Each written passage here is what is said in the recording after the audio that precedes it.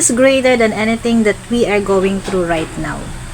Mapanghahawakan po natin itong promise ni Lord na to sa kanyang word. Sa 1 John chapter 4 verse 4, it says, He who is in you is greater than he who is in the world. Sino ba yung nasa atin? Diba? Si Lord Jesus. So everyone who received Jesus Christ as Lord and Savior have already the Spirit of God and nananahan na sa atin ang banal na Espiritu. And mas makapangyarihan ang kung sino ang nasa atin, which is yung Holy Spirit, yung Spirit ni God na nag-empower sa atin to thrive, to persevere, to overcome, to withstand endure all our sufferings and trials for in this world. He is greater than all of this, including the enemy. So yun po, parang yan yung aking ngayon, yan yung aking daily devotion ngayon na gusto ko i-share sa inyo. Kasi dito sa book na to, talagang mahaba kasi to. And dito ini-emphasize po ni John kasi yung base sa pagkakaintindi ko, ini-emphasize niya yung pagkakaroon ng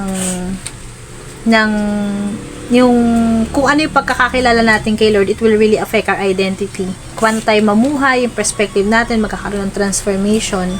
And syempre, tinuturo pa rin doon na sinasabi doon, mag-ingat daw sa mga false teachers, ganyan, na pwedeng magkaroon ng i-distort yung word of God. Maraming lumalabas po ng mga bulaang propeta. Kailangan maging maingat tayo at mag-rely, ang Bible talaga yung final authority natin. If what they are preaching is against the word of God, alam na natin. So ang ating matibay na sandigan at mapanghahawakan na katotohanan ay ang Biblia lang. So hindi ko na pahahabain. So sobrang applicable dito yung verse na to sa buhay natin ngayon kasi ang gandang truth, ang gandang kasi mas malaki ang Diyos na meron tayo kaysa sa anumang mga pagsubok, problema na pinagdadaanan natin sa mundo ngayon. And of course,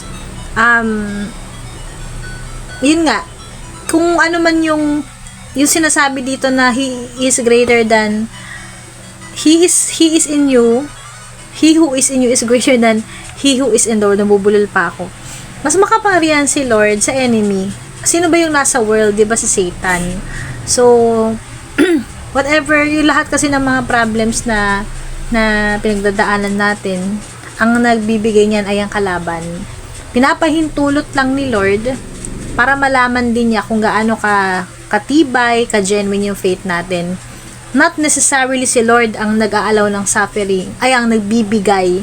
Pero since nasa world tayo, pagdadaanan talaga natin yan. And the enemy will really strike us until we surrender and give up. So, inaalaw ni Lord, hanggang saan lang, di ba sabi nga, hindi ka naman bibigyan ng pagsubok.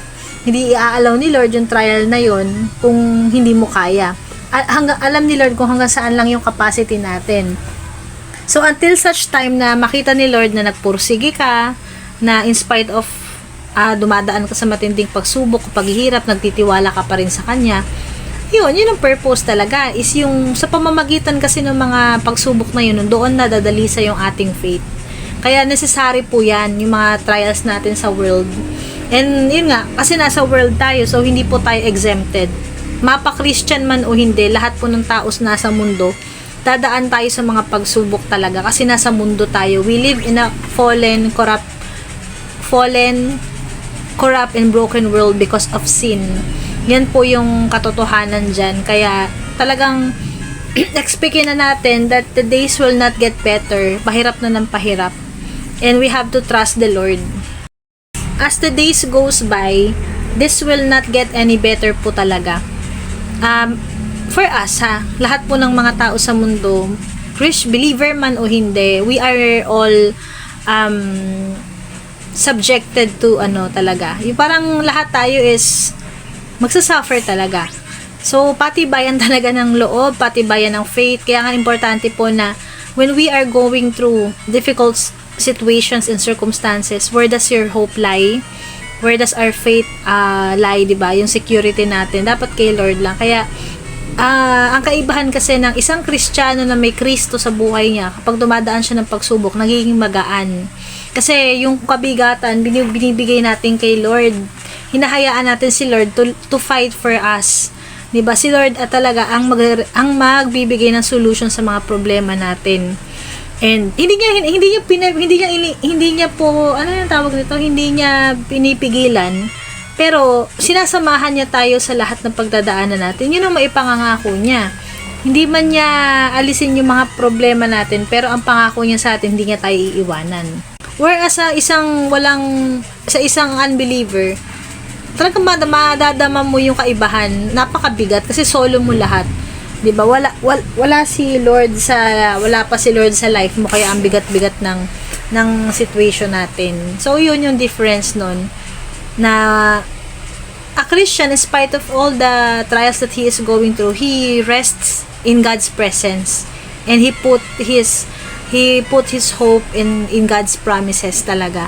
Pinanghahawakan niya natin na hindi tayo pababayaan ni Lord. So iyan lang po. And I just want to encourage you with this daily devotional. Once again, hindi po ako nandito para magmagaling, para magturo. Hindi ako nagtuturo. Sinishare ko lang po yung insight ko, yung pagkakaunawa ko, at yung kung paano ko po i-apply ito sa buhay ko. Siguro application for me, magandang reminder to sa atin na mas malaki ang Diyos sa kahit na anong pinagdadaanan natin sa buhay natin.